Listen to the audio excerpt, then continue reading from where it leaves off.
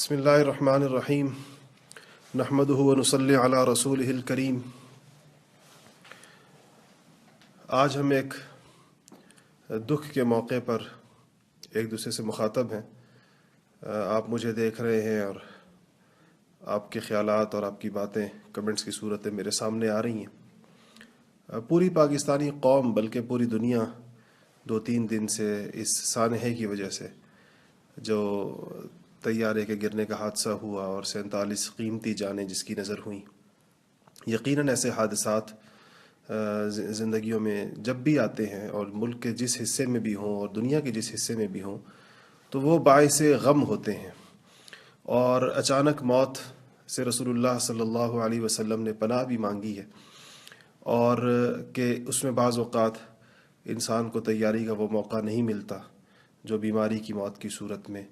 اور کسی تنبہ کی صورت میں اس کے بعد جو موت آتی ہے اس میں جو انسان کو موقع ملتا ہے۔ لیکن ایسی اموات کو شہادت کی موت بھی کہا گیا ایسے حادثات میں۔ تو ہمیں یہ تسلی ہے کہ یہ سارے کے سارے 47 افراد ان میں جو مسلمان ہیں انشاءاللہ وہ سارے کے سارے شہداء ہیں، اور ان کی یہ موت کا جو صدمہ ان کے رہ جانے والوں کے لیے، لواحقین کے لیے، پسماندگان کے لیے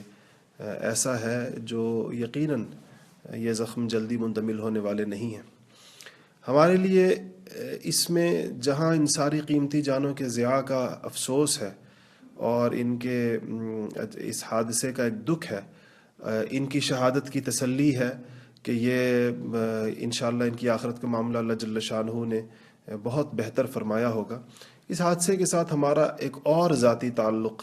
ہمارے بہت ہی عزیز دوست اور بھائیوں کی طرح تعلق جن کے ساتھ تھا، وہ بھائی جنید جمشید صاحب کی اور ان کی اہلیہ صاحبہ کی بھی شہادت ہے، اور ان سے تعلق کو بہت زیادہ قدیم نہیں تھا، لیکن ان پچھلے 1.5-2 سالوں میں اس میں بہت اضافہ ہوا، اور اس دکھ کو پوری قوم نے بڑی شدت کے ساتھ محسوس کیا۔ تیسرا دن ہے آج، لیکن ابھی تک دوسرا دن ہے، لیکن ابھی تک ایسا محسوس ہو رہا ہے جیسے کہ لوگ اس صدمے اور سکتے کی کیفیت سے جیسے باہر نہ آئے ہوں۔ اچھے لوگوں کو مدتوں یاد کیا جاتا ہے، بہت عرصے تک ان کو یاد کیا جاتا ہے، اور وہ ان کی ان خوبیوں اور اچھائیوں کی وجہ سے ہوتی ہے جو اللہ جل شانہ نے ان میں رکھی ہوتی ہیں۔ بھائی جنید جمشید صاحب کا معاملہ بھی ایسا تھا۔ مجھے ان کے ساتھ ایک ملاقات حرم شریف میں ہوئی جو بڑی مختصر تھی۔ زیادہ جو ان کے ساتھ رابطہ ہوا وہ اس افسوسناک واقعے کے بعد بڑھا جس میں ان کی زبان کی ایک لغزش کو لوگوں نے پکڑ لیا اور ان کی معافی کو اور ان کی جانب سے بار بار اپنے اس چوک پر یا اپنی اس غلطی پر جو انجانے میں ان سے ہوئی تھی یا ناسمجھی میں ہوئی تھی اس کو کوئی معاف کرنے پر آمادہ اور تیار نہیں تھا۔ تو انہوں نے اس وقت مجھ سے خاص طور پر رابطہ کیا، اور ہم آپس میں اس دوران بہت تعلق میں رہے، اور میں نے بہت سارے علماء سے جو اس میں کوئی کردار ادا کر سکتے تھے میں نے خود ان سے ذاتی طور پر اس زمانے میں رابطہ کیا، خاص طور پر حضرت مفتی منیب الرحمان صاحب جو صدر ہیں تنظیم المدارس کے، ان سے میں نے گزارش کی کہ وہ اپنا کردار ادا کریں اس معاملے میں اور اس کو سلجھاؤ کی طرف لے کر جائیں۔ یہ جو پورا ایک ارتعاش ہے اور ایک اضطراب ہے پورے ملک میں اور ایک خاص قسم کی بے چینی ہے، اس کو جس حد تک کم کیا جا سکتا ہے اس کو کم کیا جائے۔ ان نے بھی اور اس طرح کے کچھ دیگر حضرات نے بھی اس طرح کی کچھ شخصیات نے بہرحال اس موقع پر بڑا مثبت کردار ادا کیا، اور میں صمیم قلب سے ان تمام حضرات کا شکر گزار ہوں۔ اس موقع پر میں نے ان کو یوں کہہ سکتا ہوں کہ بہت زیادہ رابطہ رہا، اور بہت وہ ملک میں تو نہیں تھے، انگلینڈ میں تھے، ان کے کچھ دوستوں کے توسط سے پہلے رابطہ ہوا، پھر ہم آپس میں منسلک رہے اس دوران۔ تو مجھے الحمدللہ یہ بہت زیادہ احساس ہوا اس دوران کہ ایک تو ان کو اللہ جل شانہ کے اوپر بڑا غیر معمولی یقین اور اس بات کا ایک بڑا احساس تھا کہ معاملات اللہ جل شانہ کی جانب سے ٹھیک ہوتے ہیں۔ لوگ ان کو کسی بھی معاملے میں جب پریشان کرنے کی کوشش کرتے تھے، اور یہ شاید ان کی اس تبلیغی تربیت کا نتیجہ تھا جس میں اللہ جل شانہ کی ذات عالی کے ساتھ ایک خاص قسم کا تعلق اور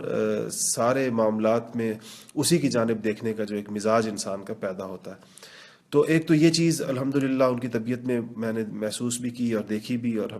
اس کا مشاہدہ بھی ہوا۔ دوسرا، جس چیز کی بڑی قدر رہی دل میں ہمیشہ،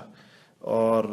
اس حوالے سے ان کو بڑا بلند اور اونچا انسان سمجھا ہمیشہ، وہ یہ تھا کہ انہوں نے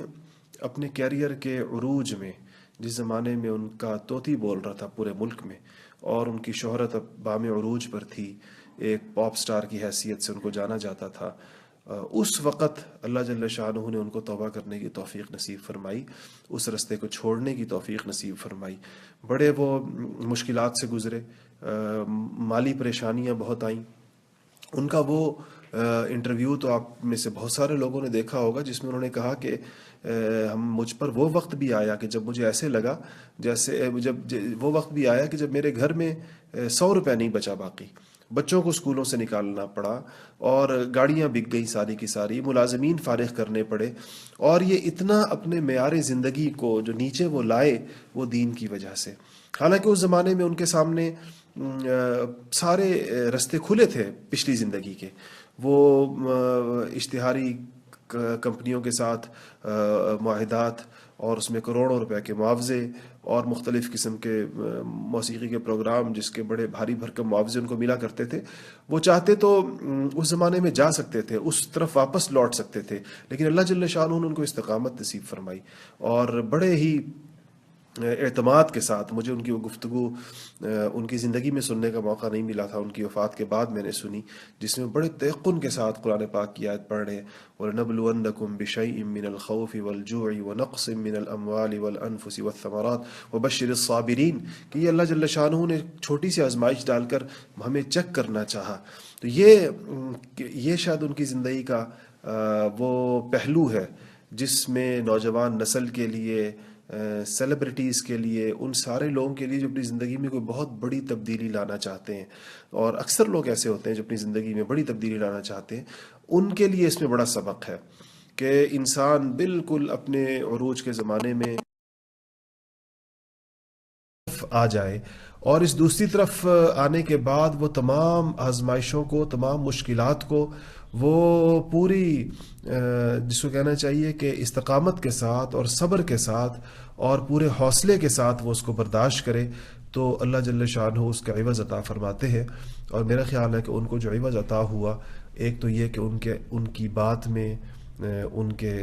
اسفار میں، ان کی گفتگو میں، ان کے بیانات میں، ان کی نظموں اور ان کی نعتوں میں ایک تاثیر اللہ جل شانہ نے رکھی، اور اس تاثیر کی وجہ سے زندگیاں پلٹی، اور بڑے بڑے لوگ اللہ جل شانہ نے ان کی برکت سے دین کی طرف لائے، پوری دنیا میں ملکوں کے انہوں نے اسفار کیے، ادھر سے ادھر گئے، اور لوگ ان کے کہنے سے، ان کی دعوت سے، ان کے پیغام سے زندگی، اور یہ شاید کسی بھی آدمی کے لیے یہ ایک سب سے بڑی، اگر کوئی سعادت کی بات ہو سکتی ہے، کوئی بڑی چیز ہو سکتی ہے، تو شاید وہ یہی ہے کہ وہ اس کی برکت سے اللہ جل شانہ زندگیاں پلٹ دیں، لوگوں کی زندگیاں بدل جائیں اور لوگ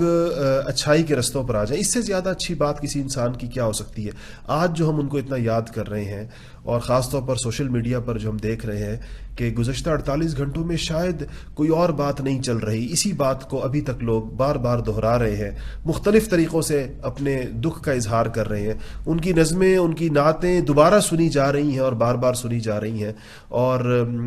اس پر ایک جو فضا،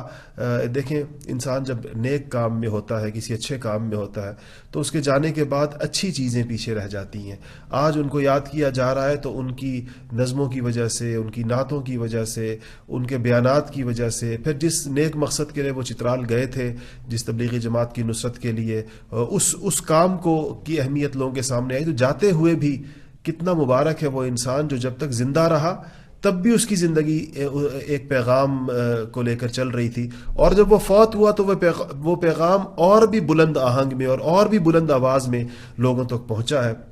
لوگوں نے اس کو لیا ہے، اس کا اثر قبول کیا ہے۔ یہ ساری چیزیں انشاءاللہ ہمیں اللہ جل شانہ کی ذات عالی سے بہت امید ہے کہ یہ ساری چیزیں قبولیت کی دلیل ہیں، اللہ تعالیٰ نے ان کے ساتھ بہت اچھا معاملہ انشاءاللہ فرمایا ہوگا، اور یہ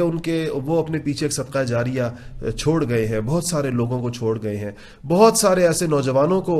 چھوڑ کر گئے ہیں جو ان کی وجہ سے پلٹے تھے، جو ان کی وجہ سے دین کی طرف آئے تھے، ان کا خاص ذوق بھی تھا، اور ان کو اس میں ان سے کام بھی لیا گیا کہ انہوں نے یہ جو سیلیبریٹیز ہوتے ہیں، معروف لوگ جو ہوتے ہیں، ان میں کام کیا، کرکٹرز میں کام کیا، اداکاروں میں کام کیا، سٹیج کے ڈرامہ آرٹسٹس میں کام کیا، یہ عام طور پر ایسے لوگ ہیں جن تک عام بندے کی رسائی بھی نہیں ہوتی، اور یہ ہر ایک سے تاثر بھی نہیں لیتے، ان کی زندگیاں ذرا زیادہ مصروف ہوتی ہیں اور زیادہ یہ ایک خاص قسم کی چکا چوند روشنیوں میں ہوتے ہیں، تو ان تک ان کو پہنچنے کا ایک سلیقہ بھی تھا، اور اپنی بات بھی بڑے اچھے طریقے کے ساتھ رکھنے کا، اور ایک درد دل بھی تھا، اخلاص بھی تھا. جیسے کہ ابھی بھائی سہیل نے کہا کہ وہ قرآن حفظ کر رہے تھے اور رات کے پچھلے پہر اٹھ کر تنہائی میں کئی پارے یاد کر چکے تھے، اور کسی سے اس کا ذکر نہیں کیا کہ میں قرآن یاد کر رہا ہوں، تو کئی سپارے انہوں نے الحمدللہ یاد. کتنی یہ للہیت کی اور کتنے اخلاص کی یہ دلیل ہے. تو میں یہ چاہ رہا تھا، اور ہمارے ساتھیوں نے بھی الحمدللہ اس پر بڑا مثبت کردار ادا کیا، کہ یہ ایسے مواقع جب ایسا وقت آئے تو ہمیں اس پر اس پیغام پر فوکس کرنے کی ضرورت ہوتی ہے. دیکھیں، انسان چاہے جتنے اونچے بھی ہوں، جتنے اچھے بھی ہوں، اللہ جل شانہ کا ایک نظام ہے کہ کل نفس ذائقۃ الموت، کہ ہر نفس نے اس دنیا سے جانا ہے. انبیاء علیہ الصلوۃ والسلام بھی تشریف لے کر گئے، اور اولیاء اور ائمہ اور بزرگ اور صحابہ کرام سارے لوگ گئے. نیک لوگ ہر دور میں آئیں گے بھی اور جاتے بھی رہیں گے، لیکن بعض جدائیاں ایک مضبوط پیغام دے جاتی ہیں. ہمارے بھائی جنید جمشید صاحب کی وفات بھی شاید ایک ایسی ہی جدائی ہے جس نے ہمیں پیغام دیا ہے، اور وہ پیغام کس چیز کا دیا ہے؟ وہ پیغام تبدیلی کا دیا ہے، کہ ایک انسان اللہ کے لیے سب کچھ چھوڑ سکتا ہے. دیکھیں، انسان پیسہ بھی دے دیتا ہے اللہ کے رستے میں، انسان بعض اوقات تھوڑا بہت وقت بھی دے دیتا ہے اللہ کے رستے میں، لیکن شاید ایک مشہور آدمی کی جو سب سے قیمتی چیز ہوتی ہے یا کسی بڑے انسان کی، وہ اس کی شہرت ہوتی ہے. اپنی شہرت کو قربان کرنے پر عام طور پر کوئی تیار نہیں ہوتا. صوفیاء نے لکھا ہے کہ حب جاہ، یعنی مشہور ہونے کا جو شوق ہے، یہ جب انسان نیک ہو جاتا ہے اور نیک ہوتے ہوتے صدیقیت کے مقام پر پہنچتا ہے، جو سب سے آخری چیز اس کے اندر سے نکلتی ہے وہ مشہور ہونے کا شوق ہے. یہ آخر میں انسان سے نکلتا ہے. تو وہ اپنی شہرت انہوں نے قربان کی، اور اس کی بجائے ایک دوسرا رستہ اختیار کیا. یہ اللہ کی تقسیم ہے کہ اس رستے کو بھی ان کے لیے، اس رستے میں ان کو بڑی عزتیں عطا فرمائیں اور پہلے سے زیادہ دیں، لیکن بظاہر وہ سب کچھ چھوڑ چھاڑ کر ایک اور طرف جا چکے تھے، لیکن اللہ جل شانہ نے ان کو ضائع نہیں فرمایا. تو تبدیلی ان کی زندگی کا سب سے بڑا پیغام ہے، اور دین کے لیے قربانی، کہ دین کے لیے انسان جو کچھ بھی چھوڑ دے، اور جو کچھ چھوڑ سکے، جن چیزوں کو وہ سمجھے کہ وہ اس کی دینی زندگی میں اور دین کے راستے پر چلنے میں رکاوٹ ہے، تو انسان ایک مردانہ وار فیصلہ کرتے ہوئے اس کو چھوڑ دے. تو یہ ایک بہت ہی قابل قدر چیز ہے. اللہ تعالیٰ کے ہاں بھی اس کی قدر و منزلت ہوتی ہے، اور انسانوں کے ہاں بھی اللہ جل شانہ اس پر انسانوں کے دلوں میں بھی اس کا مقام اور اس کا مرتبہ پیدا فرماتے ہیں. تو ہمیں بھائی جنید جمشید صاحب کی زندگی سے یہ سبق لینا چاہیے، اور اب یہ خاص طور پر وہ سارے لوگ جو اس موقع پر دکھی ہیں، جو ان کو مس کر رہے ہیں، جو ان کی جدائی کو محسوس کر رہے ہیں، اور ہر گھر میں کتنے لوگوں نے بتایا کہ ہمارے گھروں میں باقاعدہ جس طرح کسی اپنے عزیز کی وفات کے اوپر جو آنسو بہائے جاتے ہیں، ایسے بھائی جنید جمشید صاحب کی وفات پر ہمارے گھروں کے اندر یہی کیفیت تھی. تو اس کیفیت کا یہ فائدہ اٹھانا چاہیے، اور ان کی زندگی کے اصل پیغام سے استفادہ کرنا چاہیے. اب قربانی کے ساتھ اپنی اندر تبدیلی لانے کے لیے جہاں اللہ تعالیٰ کے راستے میں وقت لگانا چاہیے، اور اس کے ساتھ ساتھ جو چیزیں دین کے راستے کی رکاوٹ ہے، یا ہماری زندگی میں ہر وہ چیز جو ناجائز اور حرام اگر ہماری زندگی میں داخل ہو گئی اور ہماری زندگی کا حصہ بن چکی ہے، اس کو ہم اپنی زندگی سے نکال باہر کریں. تو اس پر یہ آپ کے سامنے چند مختصر گزارشات میں نے رکھنی تھی. ابھی ہماری گفتگو ختم نہیں ہوئی ہے، اور انشاءاللہ جس طرح کہ ہمارے ہاں اعلان بھی ہوا تھا، ہمارے بہت ہی معزز دوست اور پاکستان کی ایک بڑی قابل قدر شخصیت جناب سینیٹر محمد طلحہ محمود صاحب، وہ بھی تشریف لائے ہوئے ہیں. انشاءاللہ اسی موضوع پر اب وہ گفتگو کریں گے. آپ حضرات ابھی ہمارے ساتھ رہیے. جزاکم اللہ.